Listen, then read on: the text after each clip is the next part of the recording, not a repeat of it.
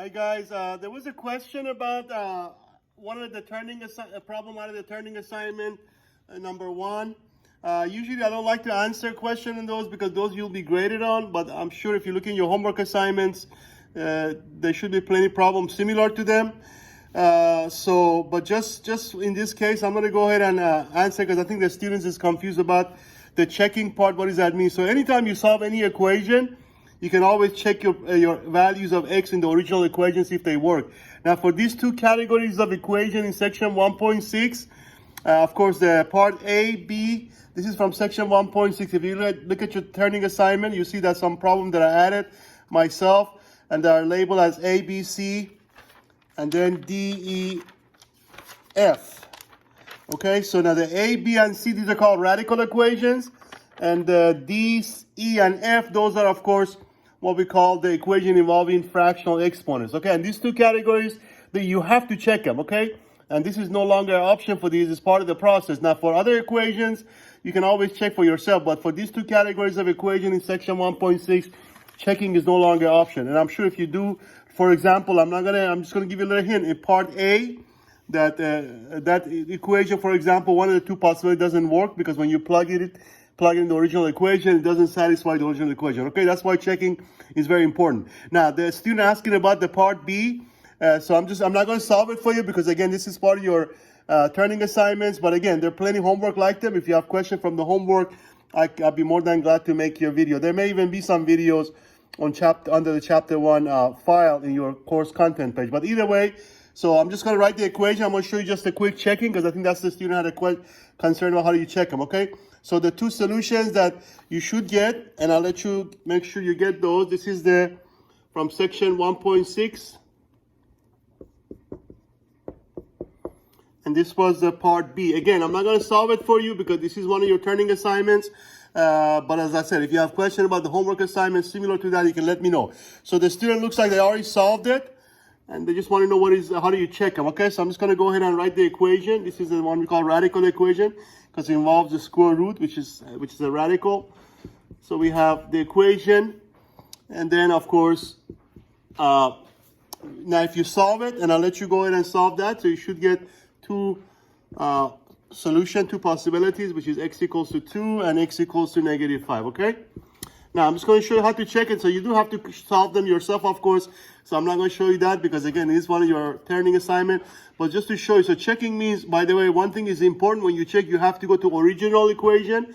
This is your original equation, okay? So you can't check it anywhere except the original. So you're just going to take each of these two numbers, which we call them candidates, and then you plug it in and see if it gives you a true statement. So I'm going to check 2 for you real quick. So let's say we want to check to see if number 2 is truly a solution. We're just going to go to the original equation and then replace all the x's with 2 and see if that makes a true statement. So the question is 4 minus the square root of 26 minus 11 times 2, because remember, you're replacing x with 2.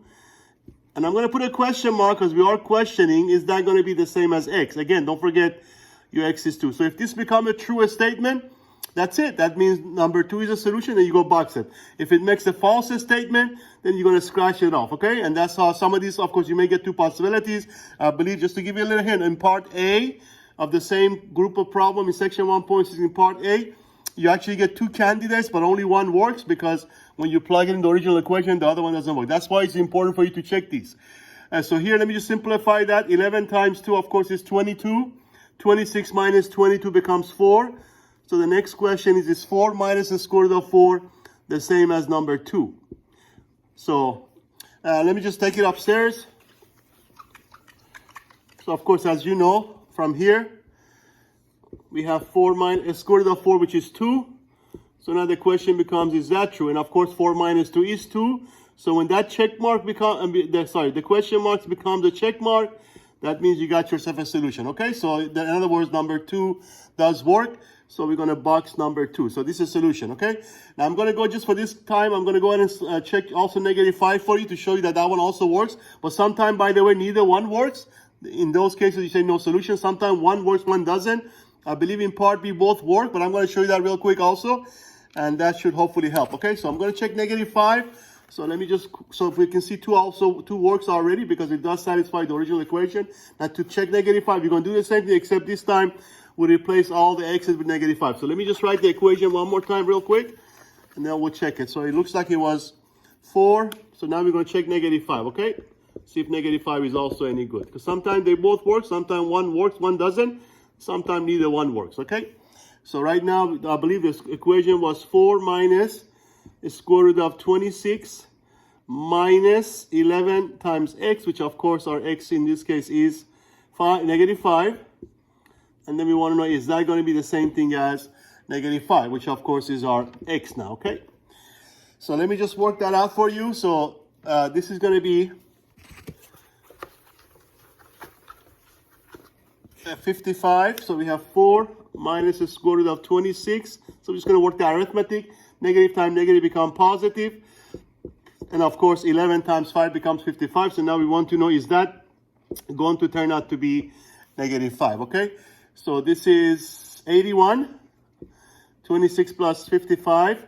So now we want to know, is 4 minus the square root of 81 the same thing as -5? Of course, the square root of 81 is 9. So we reduce that to 4 minus 9. So we want to know if that's going to be -5. And of course, 4 minus 9 is -5. So in this case, once again, you get a true statement, which means -5 is also a solution. Okay, so in this case, both actually do work. So you do have two solutions. But as I said before, if you solve part A of the same group, you will hopefully recognize that out of your two possibilities, only one works. So that's why each one of the x's that we get, we do have to check them. So checking is also on the exam, by the way. I will say for this problem, solve and check. So hopefully you won't forget to check, because these have to be basically checked, okay? So anyway, I hope that helps.